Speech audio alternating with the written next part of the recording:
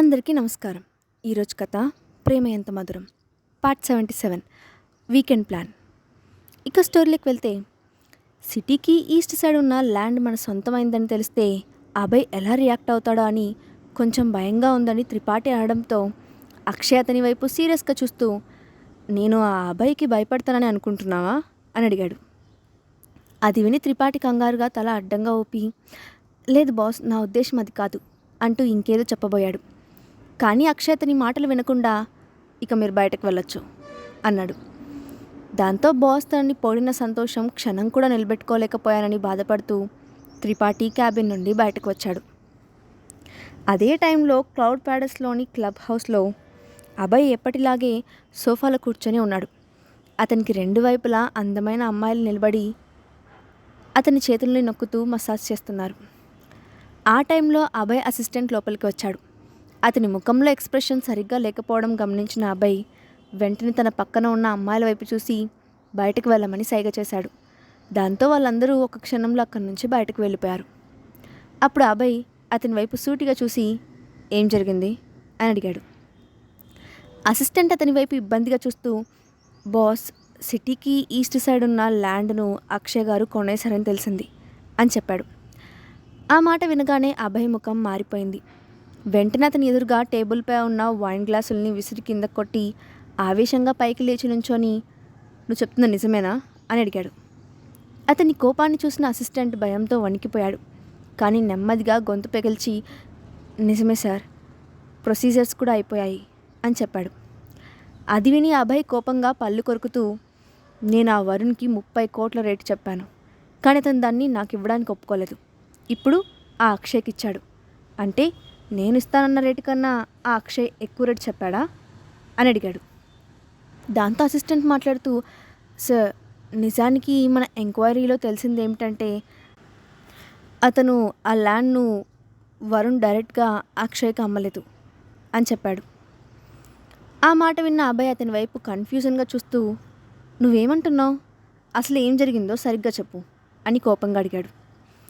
అప్పుడు అసిస్టెంట్ హడావిడిగా, బాస్, వరుణ్ ఆ ల్యాండ్ని అమ్మే రైట్స్ను ఒక అమ్మాయికి ఇచ్చాడు. ఆమె కొన్ని రోజుల క్రితం వరుణ్కి ఒక విషయంలో హెల్ప్ చేసిందంట. దాని డీటెయిల్స్ ఏంటో మాకు క్లియర్గా తెలియవు.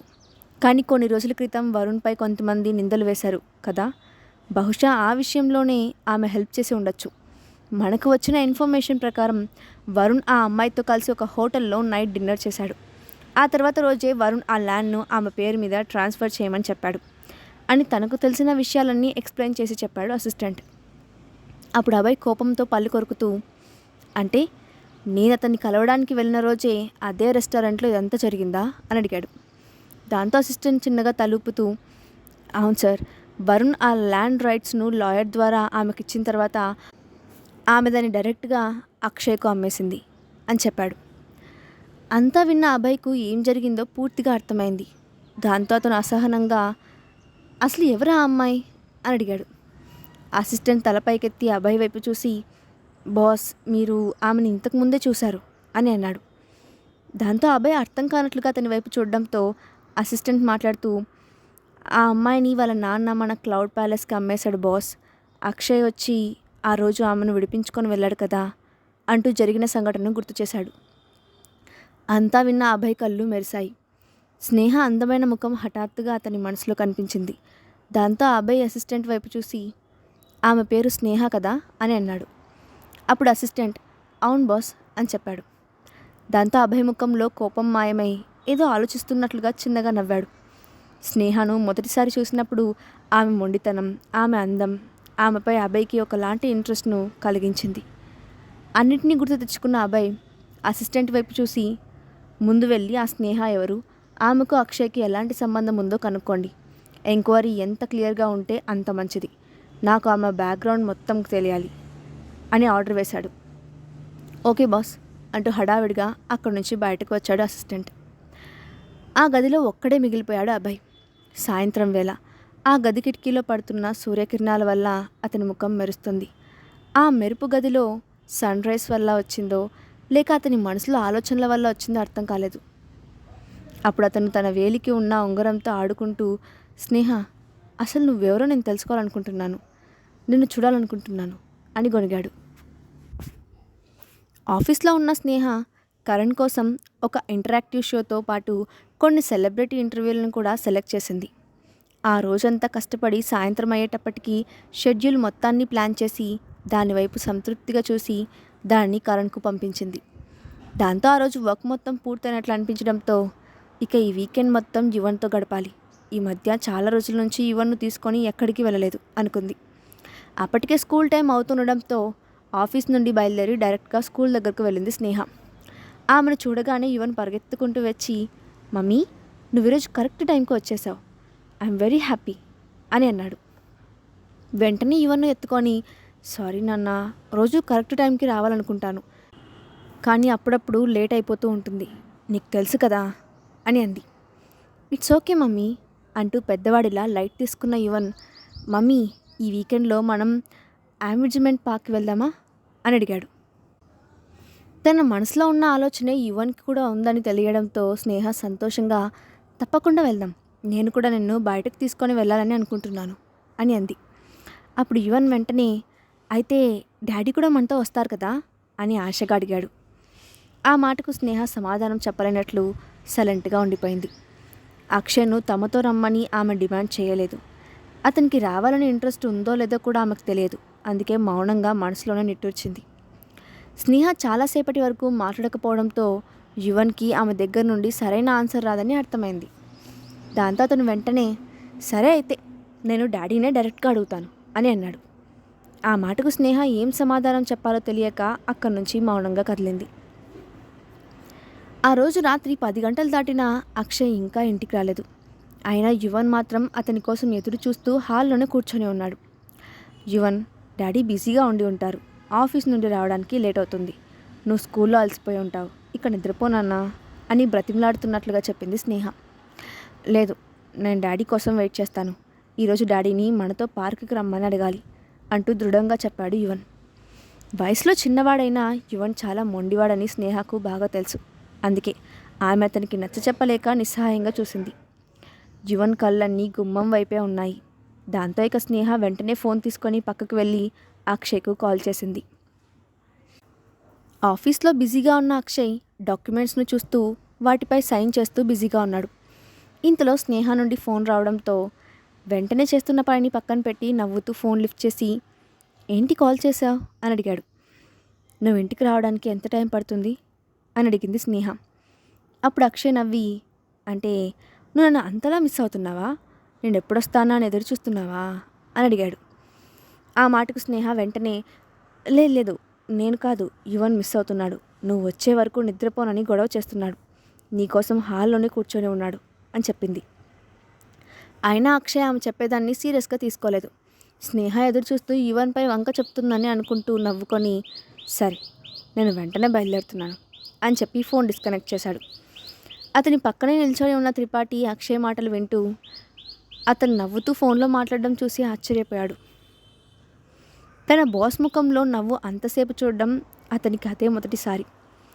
ఫోన్ పెట్టేసిన అక్షయ్ పక్కనే ఉన్న త్రిపాఠి వైపు చూసి, ఇప్పుడు అర్జెంటుగా చూడాల్సినవి ఏమైనా ఉన్నాయా అని అడిగాడు. నిజానికి ఆ రోజు చాలా డాక్యుమెంట్స్పై అక్షయ్ సైన్ తీసుకోవాలనుకున్నాడు త్రిపాఠి. కానీ అతను ఫోన్లో ఇంటికి వస్తానని చెప్పడం విని అక్షయ్కి ఎదురు చెప్పలేక, ఏం లేవు బాస్, ఏమైనా ఉన్నా మనం రేపు సాల్వ్ చేసుకోవచ్చు అని తడబడుతూ చెప్పాడు. దాంతో అక్షయ్, గుడ్, నేను బయలుదేరుతున్నాను అని చెప్పి వెంటనే ఇంటికి బయలుదేరాడు.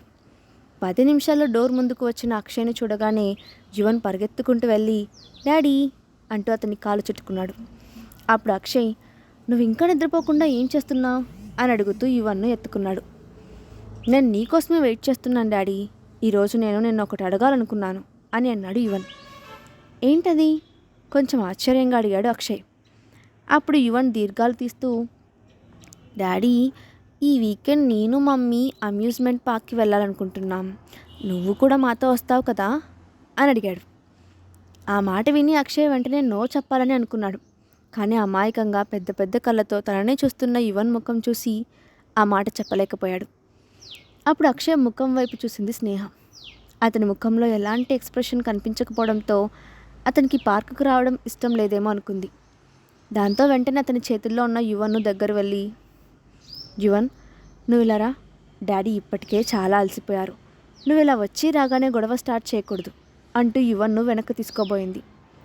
కానీ యువన్ తల అడ్డంగా ఊపుతూ, లేదు మమ్మీ, ఈరోజు డాడీ ఆన్సర్ చెప్పాల్సిందే, లేదంటే నేను డాడీని పడుకోవడానికి కూడా వెళ్ళనివ్వను అంటూ అక్షయ్ను ఇంకొంచెం గట్టిగా పట్టుకున్నాడు.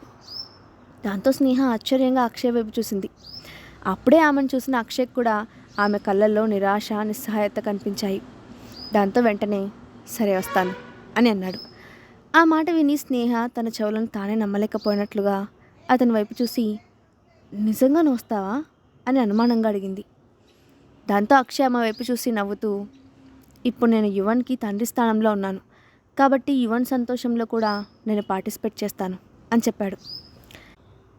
అది విన్న వెంటనే యువన్ తన చేతిని పైకెత్తి హైఫై కొడుతూ, చాలా బాగా చెప్పావు డాడీ, మనం అందరం కలిసి బయటకు వెళ్తే నాకు చాలా హ్యాపీగా ఉంటుంది అని అన్నాడు.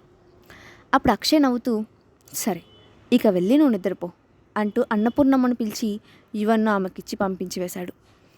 తర్వాత అక్కడ తామిద్దరూ ఉండడంతో స్నేహ మెల్లగా థ్యాంక్ యూ అక్షయ్ అని చెప్పింది. నీ థ్యాంక్స్ ఎవరికీ అవసరం లేదు అని చెప్పి అంతలోనే ముఖం సీరియస్గా పెట్టుకొని తన రూమ్కి వెళ్ళిపోయాడు అక్షయ్. దాంతో ఆమె తన రూమ్కి వెళ్ళిపోయింది. తర్వాత రోజు ఉదయాన్నే నిద్రలేచిన యువన్ పైకెళ్ళి స్నేహ బెడ్పై కూర్చొని మమ్మీ వేకప్ అంటూ ఆమెను బలవంతంగా నిద్రలేపడానికి ప్రయత్నిస్తున్నాడు.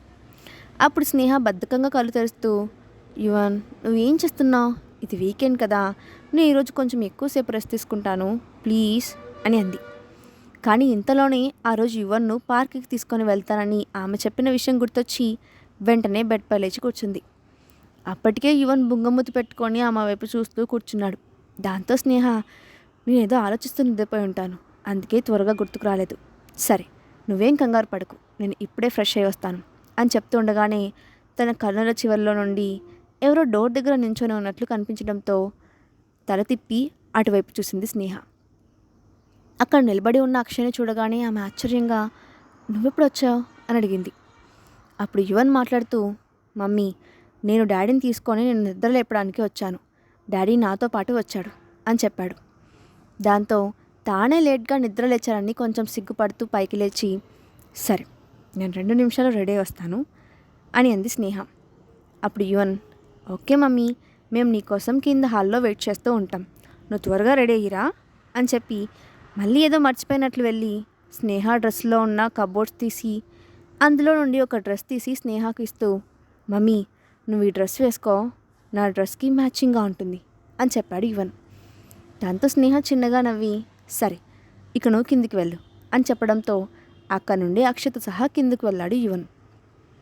స్నేహ 5 నిమిషాల్లోనే రెడీ అయ్యి కిందకు వచ్చేటప్పటికి అన్నపూర్ణమ్మ బ్రేక్ఫాస్ట్ వడ్డిస్తూ ఉంది. అలాగే ఆ రోజు బయటకు తీసుకెళ్లాల్సిన వస్తువులన్నీ ముందుగానే రెడీ చేసి పెట్టింది. డైనింగ్ టేబుల్ దగ్గరికి వచ్చిన స్నేహాను చూసిన యువన్ వెంటనే అక్షయ్ వైపు చూసి, డాడీ, మమ్మీ నేను ఆల్రెడీ ఒకటే డ్రెస్ వేసుకున్నాం, నువ్వు కూడా సేమ్ డ్రెస్ వేసుకుంటే బాగుంటుంది కదా, నువ్వు కూడా వేసుకో అంటూ అడిగాడు. ఆ మాట విని అక్షయ్ ముఖం ఇబ్బందిగా మారిపోయింది. అయినా వెంటనే నవ్వుతూ, నా దగ్గర అలాంటి డ్రెస్ లేదు కదా అని అన్నాడు. అప్పుడు యువన్ ఏం మాట్లాడకుండా తన రూమ్లోకి పరిగెత్తుకుంటూ వెళ్ళాడు. యువన్, స్నేహ, అక్షయ్లు అమ్యూజ్మెంట్ పార్క్లో ఎలాంటి పరిస్థితులు ఎదుర్కోబోతున్నారు నెక్స్ట్ పార్ట్లో చూద్దాం. ఈ స్టోరీ అప్డేట్ ఎలా ఉందో కింద కామెంట్ బాక్స్లో మీ ఒపీనియన్ని షేర్ చేయండి. అలాగే ఇలాంటి మరిన్ని వీడియోస్ కోసం మా ఛానల్ సబ్స్క్రైబ్ చేసుకోండి. Thanks for watching.